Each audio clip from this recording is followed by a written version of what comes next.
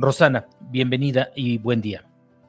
Buenos días, no te preocupes, estaba disfrutando la información que estabas compartiendo, así que aquí me quedé bien a gusto esperando. Hombre, eso está muy bien, te lo agradezco mucho. Eh, ¿qué podemos decir? ¿Cuál es el panorama, por ejemplo, al respecto de la no violencia? Y, por ejemplo, empezaba de una forma, quizá pueden decir algunos, qué estúpido este hombre. ¿Cómo pregunta eso? Bueno, ¿cuál es el panorama? ¿Por qué tenemos que hablar de la no violencia en algo que podría ser, digamos, para muchos necesarísimo, indispensable, obligado, ¿no? Del día a día. Sí, así es. Bueno, te lo voy a explicar de una manera que las personas que nos están escuchando, nos están viendo, entiendan cuál es la importancia, porque en realidad es la raíz del problema. Entonces, en el mes de abril, que comienza a partir de hoy, que es 1 de abril, es el mes de la concientización de muchas cosas, ¿no? Es el mes de la concientización del autismo también, pero también es el mes de concientizar acerca del abuso infantil. ¿Y por qué es importante que hablemos de esto? Porque esta es la raíz del problema que estamos teniendo como sociedad ahorita. Todos estos tiroteos escolares, adolescentes asesinando a sus padres o personas con mucho problema de control de la ira, con mucho problema. Todo eso tiene una raíz en la infancia.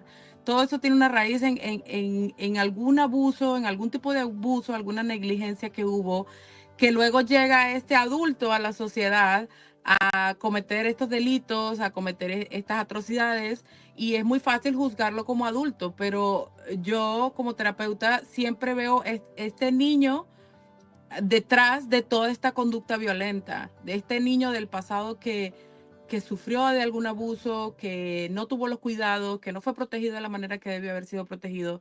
Entonces, ok, queremos opinar o arreglar el problema ahorita, pero creo que si nos enfocamos desde la raíz, sería mucho mejor. Pues sí, básicamente digo, traes, acá en México les decimos los 20, nos caen los 20 acerca de temas como este. Y ayer hablábamos, por ejemplo, de sanar a este niño de tu infancia, aún siendo ya un adulto hecho y medio derecho. Pues hablar de estos problemas de la infancia que pudieran derivar en traumas. Pero, por ejemplo, los casos que mencionabas, en los últimos días hablamos con un agente de la policía allá en Houston y nos decía del incremento, por ejemplo, de problemas entre adolescentes, casi pandilleriles el asunto, porque estamos hablando de peleas, de uso de armas de fuego, y el caso más dramático que sí me sacudió fue el hecho de que 3 adolescentes casi matan a la madre y a la abuela, le toca, porque les cortó el wifi. ¿No? Sí, Eso despertó la ira asesina de estos jovencitos, niños sí, casi, digo, decir sí. jovencitos es muy generoso. Y te puedo hablar con mucha certeza porque yo trabajo directamente, trabajo cercana a ellos, ¿no? Soy la persona que va a estos hogares y se sienta en la sala de la casa a hablar con ellos de este tema. Entonces te puedo decir con toda confianza que no fue el wifi lo que desató la ira, que muchas personas cuando ven la noticia dicen, wow, ¿hasta qué punto hemos llegado como sociedad? Estos niños han perdido los valores, ¿cómo es posible que quieran asesinar o dañar o matar a sus padres o sus abuelos o sus cuidadores, quien quiera que sea su cuidador, por el hecho que le haya cortado el wifi? Pero lo que las personas no saben es que esto tiene un trasfondo. El wifi quizás fue el detonante, pero detrás del wifi no se imaginen a un niño viviendo una vida feliz, con todas sus necesidades cubiertas, con una familia que puede funcionar bien, que tiene una buena comunicación, que se respetan unos a otros. No se imaginen un hogar así, porque entonces ahí es donde nos sorprende la noticia, ¿no? Nos sorprende el hecho de que, oh, ¿cómo es posible que esto haya pasado cuando te imaginas un hogar normal? No, vamos a imaginarnos realmente qué es lo que está pasando. El que le hayan cortado el wifi fue el detonante, pero en realidad detrás de eso hay muchos días de maltrato, abuso verbal, emocional, negligencia, quizás algún tipo de abuso sexual, eh, muchas cosas pasando. Entonces, a veces las personas se sorprenden porque dice, tuvieron una discusión y terminó así, pero esa discusión fue ya el tope, el detonante de todo. Pero ¿Cuántas detrás hubo de todo antes? esto, estos jóvenes tienen mucho tiempo. Estoy segura que si indagamos, estos jóvenes tienen mucho tiempo, con mucha ira, con muchas necesidades no cubiertas, con mucha negligencia, con muchos problemas emocionales pasando en casa. ¿Cuáles son los signos de alerta, por ejemplo, Rosana, al respecto de qué podríamos considerar como violencia, incluso siendo uno el que la genera de forma inocente o inconsciente? Pongo un ejemplo, pongo aquí a un niño y supongamos que es mi hijo, no es que eres un tonto, esto no se hace así. Esa forma de reaccionar ya puede considerarse como violencia porque sacude, espanta, provoca, digamos, una imagen negativa y hay una idea que ya se refuerza con el paso de las siguientes acciones, porque a lo mejor va acostumbrándose a ese nivel de trato entre nosotros y luego ya no va a ser nada más el golpe en la mesa, sino voy a intentar jalarle la oreja, le voy a jalar las patillas o vamos a sentarnos aquí a comer con el cinturón o con la chancla como nos enseñaron de chicos. Va creciendo, llegamos al asunto a los 12 años, que por el Wi-Fi yo ya te estoy esperando que hagas algo porque finalmente Exacto. vamos a explotar. Y esto inició con algo tan sencillo que pudimos haber evitado y me gustaría saber qué tan fácil es evitarlo. Exacto, exacto. O sea, como te dije, el detonante fue el Wi-Fi, pero esa no fue la razón por la que ellos actuaron así, principalmente. Pues en cuanto a la violencia o el abuso infantil, nosotros hablamos acerca de 4 tipos de abuso, que es el emocional, el físico, el sexual y la negligencia. La negligencia es muy común, ¿no? Ser negligente encubriendo las necesidades de este niño también es un tipo de abuso. Mucha gente no lo ve de esa manera o no lo sabe, pero si tú como cuidador de un menor de edad fallas en cubrir las necesidades de ellos, también es un tipo de abuso, ¿no? Hay miles de circunstancias que son tipos de abuso que nosotros a diario vivimos o que hemos estado en el medio de eso. Por ejemplo, yo ahora que pienso en los tipos de abuso infantil, digo, viví muchos, ¿no? Cuando era pequeña en parte de diferentes familiares. Por ejemplo, pelearse 2 adultos, pelearse a golpes delante de un niño se considera un abuso. Un abuso porque tú estás creando este miedo y este trauma enfrente de ellos, siendo tú un adulto, sabiendo, teniendo un cerebro completamente desarrollado, estás haciendo esta acción violenta delante de ellos y estás creando un trauma. Entonces eso es un abuso emocional, perdón, un abuso psicológico a este niño. Y así, hay muchas acciones. Entonces, es difícil la crianza hoy en día porque la generación ha cambiado muchísimo, eso es cierto, y cambió tan rápido que los padres se quedaron sin muchas herramientas de cómo criar. Entonces, lo primero es empezar a entender un poquito la generación nueva y segundo, eh, el respeto. O sea, yo pienso que si mantienes siempre esta palabra presente de aun cuando sea pequeño, aun cuando yo sea la autoridad en la casa, que yo le digo a su padre, no pierdan ese rol de la autoridad, aún recuerdo que esta personita merece respeto. Entonces, si yo mantengo eso en mi mente, es más fácil que yo pueda evitar la violencia o el abuso, porque aún cuando estoy enojado, aún cuando estoy frustrado, recuerdo que esta persona merece respeto. Entonces, esa sería una de las maneras que quizá podríamos evitar abusar a niños indirecta o directamente o sin querer. Muy interesante porque finalmente esto nos lleva a pensar y me quedé un poquito ahí, mi cabecita reflexionando al respecto de las familias de hace, no mucho, no estamos hablando de la prehistoria, No. estamos hablando de los años 70 del siglo pasado, Sí, las sí. familias que yo recuerdo, que son sobre todo de provincia de México, de 10 12 hijos. Mis padres tuvieron 5 hijos, yo tuve 4 y mis hijos no quieren tener ninguno. O sea, mis hijos no quieren tener hijos. Sí, esa es una característica de la generación de ahorita. Ellos no están pensando en tener familia o tener hijos, lo ven. Ellos en ese sentido han abierto una conciencia extrema de decir, yo no quiero ser cargo de una persona por toda su vida, ¿no? Porque lo escucho mucho de los adolescentes que están entrando a la etapa de la adultez ahorita. Pacientes míos me dicen, yo no quiero tener hijos porque yo no quiero ser responsable por muchos años de una persona o ya saben el costo de esto, entonces La generación ha cambiado muchísimo. Yo cuando hago charlas a los papás, que esa es una de las cosas que me encargo aquí en Houston, educar a los padres acerca de la salud mental, les digo esto, tenemos que ajustarnos a la nueva generación porque en una de las cosas en las que estamos fallando es que queremos usar estrategias que sirvieron o que eran efectivas hace 20, 30, 40 años, pero la generación cambió demasiado. Cambió por el uso de la tecnología y por tanta información que ellos tienen. Cambió mucho la generación de hoy en día. Entonces, seguir usando las mismas estrategias que usaron nuestros padres o nuestros abuelos ya no es efectivo.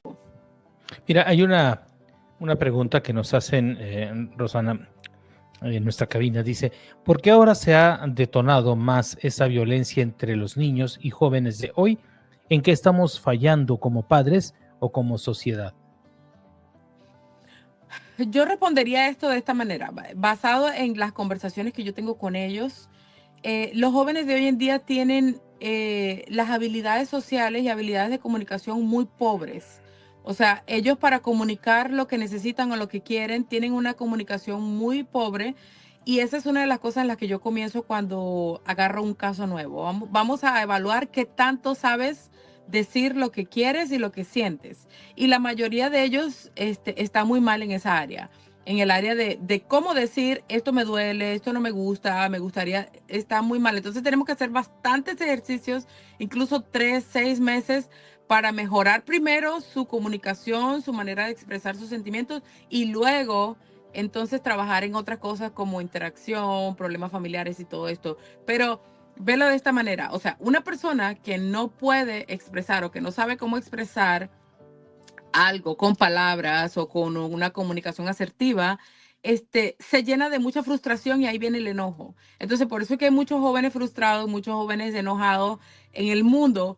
No es que haya una epidemia de control de la ira, de problemas de control de la ira. Hay un problema de comunicación y un problema de habilidades sociales. Hay un problema que ellos no saben cómo decirlo, entonces se frustran, no pueden decirlo y terminan tirando cosas, terminan teniendo pensamientos intrusivos que luego poco a poco los van llevando a hacer cosas que no deben. O sea, comienza por un pensamiento, odio esta casa, odio mi vida, odio a mi papá, odio a mi mamá y después se va creando como un plan, ¿no? Se va creando un rencor más profundo. Entonces, pero todo viene de estas primeras frustraciones chiquitas donde no pude decir o no supe decir lo que yo necesitaba decir o lo que sentía o lo que quería y ahí va creciendo la bolita así como de nieve, ¿no? Perdón si la forma de decirlo no es la más correcta y asumo, digamos, esa responsabilidad, pero en tal caso es más necesario hoy en día llenar de estas herramientas como la asertividad a los jóvenes, a los adolescentes, más que a los jóvenes, mientras más temprano mejor, para evitar, por ejemplo, que haya esta imposibilidad de comunicación. Porque me quedé pensando igualmente que en lo que se decía de las estadísticas, lo que no se mide no se puede corregir, no se puede mejorar. Y lo que no comunicas, pues no se puede atender. ¿Cómo hablamos de programación neurolingüística? ¿Cómo hablamos de sanar a partir de estos problemas y llegar simplemente con un psicólogo o un psiquiatra que en el entendido de la antigüita es para dar chochos y mantener, digamos, dopado a través de esto a una persona? Y no es necesariamente por ahí el asunto. Son herramientas que pueden irse construyendo a la par de este panorama. El panorama ya está, conviven contigo, convivo yo con ellos. O sea, este es mi panorama, ¿no? Con esto tengo que trabajar, diría aquel refrán. Entonces, creo que la forma más importante que podría ser un buen ejercicio a dejarle a nuestra audiencia sería en ver qué tanto podemos comunicar estas partes que nos molestan, cómo lo decimos, cómo pedimos ayuda y cómo ayudamos. Sí, yo una de las cosas que siempre le digo a los padres como medida de prevención es no ignores las señales. no las ignores, no piense que se van a ir solas, no piense que se van a ir con el tiempo o que lo meto en un deporte y se le va a pasar o que me lo llevo de viaje y se le va a pasar. No lo ignores, eso no se ignora, eso no se desaparece. Sigmund Freud decía, las emociones no expresadas no mueren, no desaparecen, se quedan divagando en el cuerpo y van a salir de peores maneras más tarde.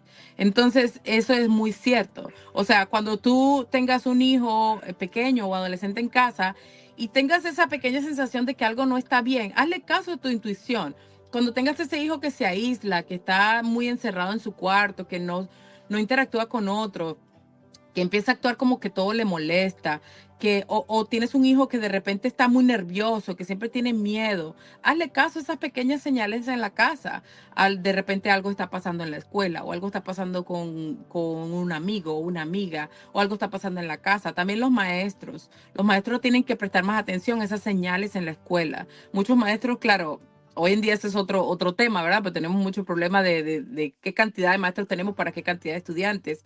Pero las señales también pasan en la escuela y es un deber y una obligación de nosotros los profesionales reportar este tipo de cosas. Tengo una duda, veo marcas, veo moretones en un niño, lo veo muy aislado, lo veo temeroso, tengo que reportar este tipo de cosas. Entonces, ver las señales a tiempo ayuda a que podamos ayudar a este niño que quizás no sabe decir con toda su palabra. Muchas veces los niños ni siquiera saben que son víctimas de abuso. Ellos no saben, ellos se empiezan a sentir miedo y empiezan a sentirse culpables porque piensan que es culpa de ellos, hasta que llegan a grande y se dan cuenta que no fue culpa de ellos y ahí se desata el enojo. Pero la cosa que podemos hacer es eh, prestar atención a las señales primero que nada y segundo, si nos damos cuenta que no estamos bien en la comunicación en la casa, buscar mucha ayuda. Internet es una gran herramienta. Si todavía existe este tabú en la familia de buscar ayuda profesional y ustedes no están preparados para ir con un profesional, se entiende, aunque yo siempre aliento a la gente que lo haga, pero en internet hay muchas ayudas, cómo mejorar la comunicación con mi hijo, ejercicios, pueden poner en Google preguntas para comenzar una conversación o para practicar la comunicación asertiva con mi hijo o para desarrollar el pensamiento crítico o juegos familiares para mejorar la comunicación. Hay mucha información en internet. La información está allí, es solamente darnos el tiempo de usarlo. Muy, muy interesante, de verdad, ha sido muy constructiva hasta que me tomó la tos. Pero bueno, pasa, Rosana, pasa en vivo. Y justo digo, cuando te saco de la toma es para darle un traguito a mi agua mineral, que me encanta, pero y aprovecho esto para también reflexionar. Y es que abres un panorama muy grande, ya no al respecto de qué hacemos con este adolescente, sino medidas prácticas que están ligadas, por ejemplo, a la inmediatez que en mucho provoca esas reacciones, acostumbrados a que todo lo quiero ahora y todo lo consigo ahora. Y cuando se cae el internet, no hablando del caso del Wi-Fi que hemos venido platicando, pero cuando se cae el internet es todo un drama. O sea, es un drama que podría terminar, por ejemplo, quemando la casa, ¿no? O sea, es todo un asunto.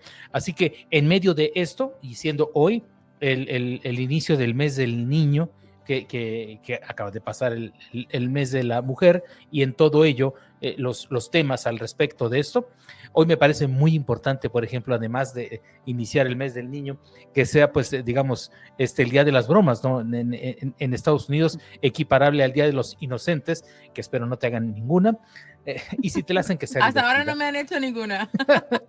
Bueno, yo empecé con una, pero como todavía no se conectaban muchos, no la vieron. Así que si tienen curiosidad, vean el programa otra vez en la retransmisión. Pero bueno, Rosana, agradezco mucho que estés nuevamente con nosotros por acá. Espero seguir platicando de estos temas tan importantes para poder ayudar a nuestros chamacos, a los chamacos del vecino y a los chamacos que te encuentres en la calle, porque finalmente algún día van a crecer y vas a querer encontrártelos. Esos van a ser los doctores del futuro. Exacto. Esos van a ser los maestros, los mecánicos del futuro. Así que mejor que estén sanos emocionalmente, que puedan atenderte mejor y que el daño, si es que hubiera, pues no regrese a ti. Haz un bien a la sociedad, ¿no? Claro, claro, al final de cuentas es un beneficio para todos como sociedad porque estas personas van a interactuar con tus hijos también. Estas Claro. personas van a ser compañeros de trabajo de tus hijos también en un futuro o compañeros del college, de la universidad. Entonces, ¿qué tipo de personas quiero que esté alrededor de mis hijos? Entonces tengo la responsabilidad también de ayudar con esto, ¿no? Muchas gracias por el espacio para hablar acerca de la salud mental y bueno, espero que nos veamos pronto. Yo también. Muchísimas gracias, Rosana. Hasta pronto.